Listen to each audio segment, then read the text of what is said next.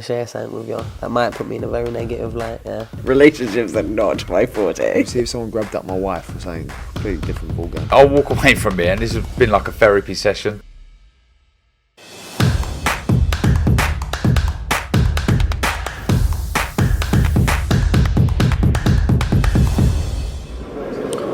Razaban here for IFL TV, proudly sponsored by Everlast Fight Week Manchester. Frazer Clarke, 258 Management. What's happening? It's just Frazer Clarke, bro. Just me. Man, we gotta put some extra titles in there for you, man. Nah, love to the boys. Yeah, all good, man. All good. Fight Week. Let's come again. We're here. Firstly, how's the family and your lovely little children? Yeah, they're brilliant, man. Brilliant. All good, healthy, fit, happy. That makes me happy. Let's roll back a couple of months. A lot of criticism. Not at your fault. When opponents pull out last minute and you still want to fight because you've trained and they put someone in there and you walk over them, they don't put up a fight. But Kamil Sokolowski is game. He's been in there with names and he's not going to just fall over in round one. No, he's good. He's going to give me the rounds. He's game. He's hungry. He's a good guy. Good servant to the sport. But to me, I'm just looking at him like he's an opponent. I feel like I've got a frog in my throat. Good fight, good opponent. Let's go, man. Let's get cracking. Is this a level?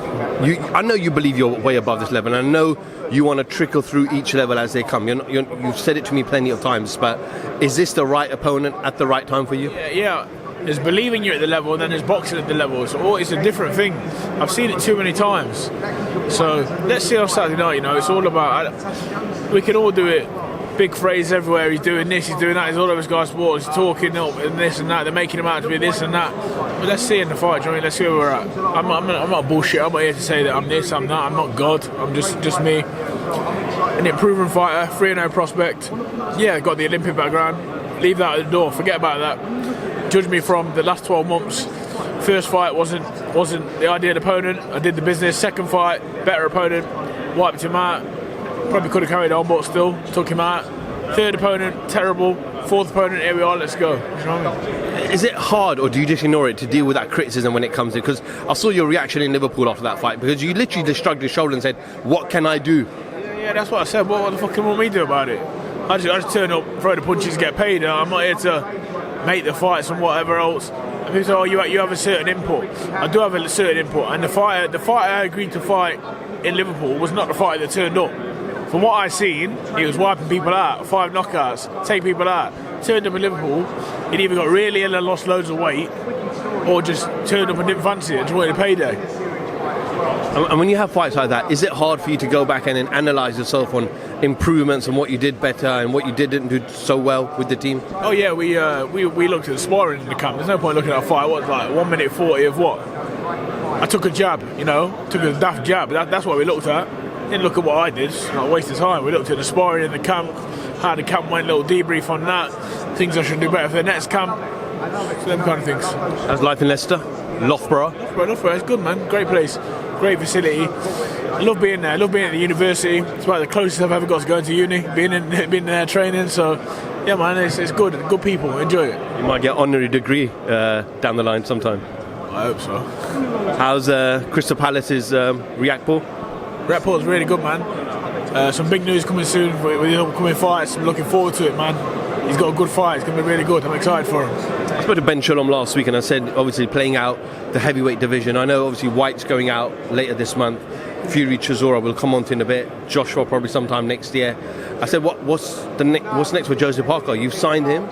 He lost to Joe Joyce. What's next for him? And, I touted, can he be a potential opponent? I'm not saying 4th fight or 5th fight, but maybe 6th or 7th fight at Joseph Parker. Would you think that's likely? I think realistically, you got to look a bit further down the line and that. He's a world-class fighter and he needs his respect. He wants to be in mega fights, and I'm sure he can do that. I think he'll try to put himself back in a position to challenge for a world title, if I'm honest. If our paths ever cross, maybe when I'm at that level. But for now, there's loads of fights like that for Parker. Who'd have a conversation with today? It might have been Ben.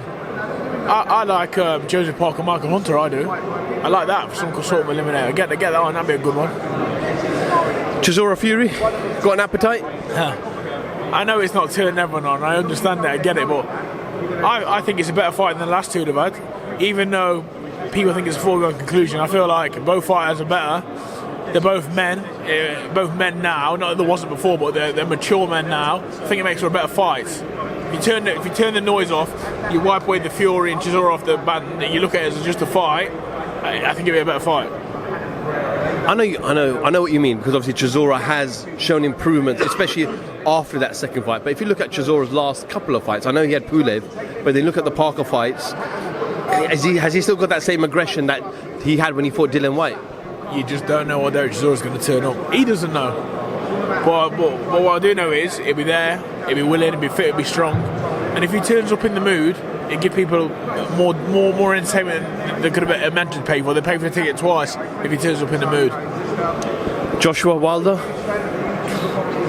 Mega fight that is, isn't it? Mega. I know Eddie's spoken about it over the last week or so. Let's see where they're at. I think I wouldn't jump straight back into that if I was Joshua yet. I'd have a fight before that, but if he fancies it, why not? Big fight, massive, super fight. Attractive to everyone in boxing. We'll see what happens. I know you're quite close to Joshua, but you know when he had his tantrum, obviously after the fight, it was a tantrum, let's say it as it wasn't happy with his loss.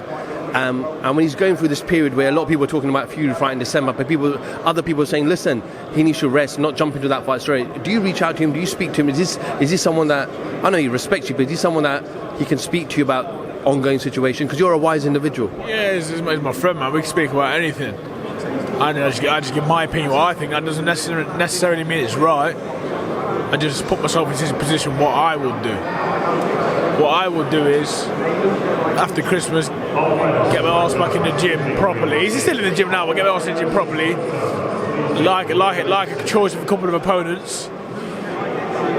Pin it down, get an opponent, train towards that opponent, get back to winning ways, see how you feel, and go again. That was the call. All fighters to the podium for the press conference. Frazer, yeah. Just lastly, before I let you go, Ricky Hatton, at the top of the bill. Ever thought that you'll be one day fighting on a card with Ricky Hatton and Barrera? No, honestly no. But both legends, and I've got a lot of time for both of them. Ultimate respect to them both. You know, for what they've done in this sport, I can only be grateful. You know, I've seen a lot of it on YouTube. Obviously, a little bit before my time from Barrera. Anyway, I watched Ricky Hatton live a couple of times. But yeah, I love both of them guys as boxers, as people. They are what the sport's for. You know, people like them, good people. Frazer, I wish you all the best for Saturday, and I'm sure we'll catch up with you soon. Frazer Clarke, IFL TV, thank you very much.